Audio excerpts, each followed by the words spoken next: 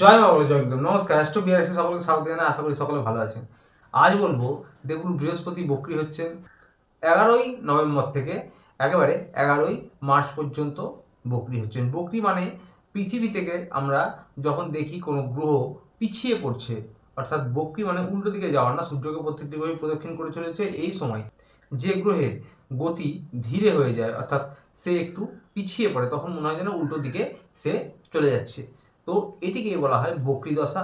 এবং দেবগুরু বৃহস্পতি এই 120 দিন বক্রী অবস্থায় থাকবেন। তো সুতরাং এই বক্রী অবস্থায় প্রত্যেকটি গ্রহেরই কিন্তু ক্ষমতা বৃদ্ধি হয়।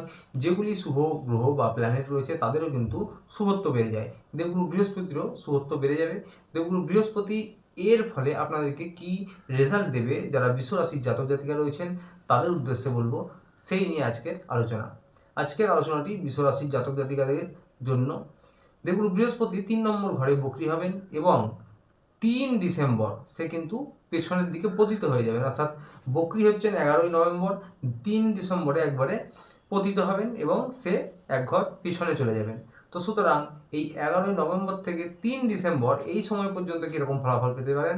আপনাদের এই সময় 3 নম্বর ঘর থেকে দেবগুরু বৃহস্পতি দৃষ্টি দিবেন 7, 9 এবং 11 নম্বর হাউসে। তো সুতরাং 3 নম্বর হাউস মানে এই সময় থেকে আপনাদের কর্মব্যস্ততা বাড়বে, কাজের চাপ বাড়বে, আপনাদের নতুন কোনো কাজের অপরচুনিটি আসতে পারে, নতুন নতুন আইডিয়াস আসতে পারে, আপনারা নতুন কিছু শুরু করতে পারেন এবং কর্মব্যস্ততা, কাজের চাপ কিন্তু বাড়বে, যেগুলো আপনারা দায়িত্বের সহকারে চাপ থাকলেও ভালোভাবে দেবগুরু বৃহস্পতির কৃপায় করে উঠতে পারবেন দক্ষতার সাথে।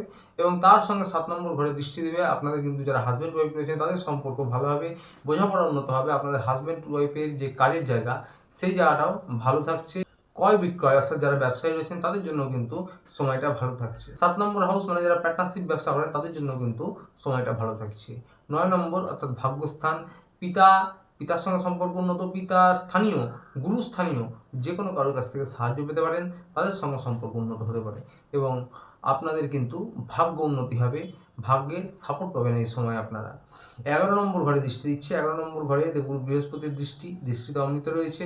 তো সুতরাং 11 নম্বর ঘরে এমনিতেই কোনো প্ল্যানেট খারাপ ফলাফল দেয় না, সাকসেসের ঘর, লাভ ভাব। তো সুতরাং লাভ বৃদ্ধি হবে, আপনাদের কিন্তু যে কোনো আটকে থাকা বিষয়ে সফলতা হতে পারে এই সময়টার মধ্যে এবং আপনাদের টাকার ফ্লোইং ভালো থাকবে, আপনাদের রোজগার কিন্তু বৃদ্ধি হবে, নতুন কোনো রাস্তা খুলে যেতে পারে।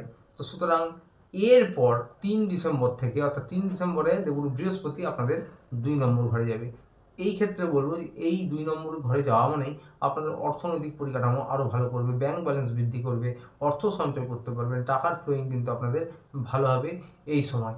তার সাথে 2 নম্বর ঘর থেকে কিন্তু 6, 8 এবং 10-এ দৃষ্টি দিচ্ছে। এক্ষেত্রে বলবো যে রোজগার বৃদ্ধি হবে, কর্মদক্ষতা বাড়বে, কিন্তু গুপ্তশত্রু, ছোটোখাটো শারীরিক সমস্যা এগুলো কিন্তু একটু মাথা চাড়া দিতে পারে।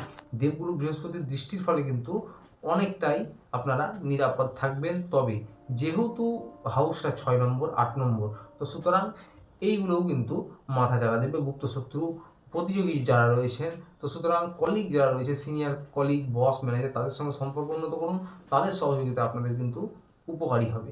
6 মানেই রোগ, ঋণ, শত্রু এবং মামলা মোকদ্দমা। তো এই সমস্ত বিষয়ে কিন্তু সাকসেস হতে পারে, তবে এই সমস্ত বিষয়গুলি মাথা চাড়া দিবে, এটা হচ্ছে সত্য।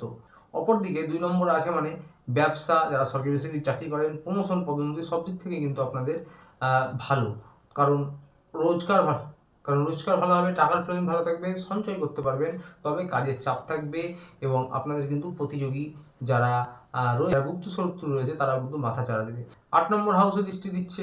তো সুতরাং হঠাৎ ধনপ্রাপ্তি, হঠাৎ অর্থপ্রাপ্তি, হঠাৎ সিদ্ধান্ত নেবেন না এই সময়, তাহলে কিন্তু হঠাৎ ছোটোখাটো লস হতে পারে, এই বিষয়টি খেয়াল রাখতে হবে। এবং তার সাথে 10 নম্বর হাউসে দৃষ্টি, কর্মস্থানে দৃষ্টি দিচ্ছে দেবগুরু বৃহস্পতি, দেবগুরু বৃহস্পতির দৃষ্টিতে অমৃত রয়েছে, যার ফলে আপনাদের কিন্তু গুপ্তশত্রুর প্রতিযোগী যাই থাক, কর্মস্থানে কিন্তু আপনারা বুদ্ধির দ্বারা, জ্ঞানের দ্বারা এগিয়ে যাবেন কর্মদক্ষতার সঙ্গে, এবং কাজের চাপ থাকলেও, প্রেশার থাকলেও কিন্তু আপনারা এই সময়টা ঠিক সব কিছু ম্যানেজমেন্ট করতে পারবেন ভালো করে।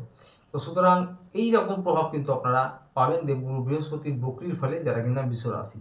হঠকারী সিদ্ধান্ত নেবেন না, ধৈর্য নেবেন, যারা সিনিয়র কলিগ, বস, ম্যানেজার রয়েছে, যারা মহাজন রয়েছে, আপনাদের আন্ডারে যারা স্টাফ রয়েছে, সকলের সঙ্গে সম্পর্ক একটু উন্নত করার চেষ্টা করবেন। এই সময় বাড়ির খাবার বেশি খাওয়ার চেষ্টা করবেন, বেশি বাইরের খাবার থেকে, ফাস্ট ফুড থেকে একটু দূরত্ব রাখবেন।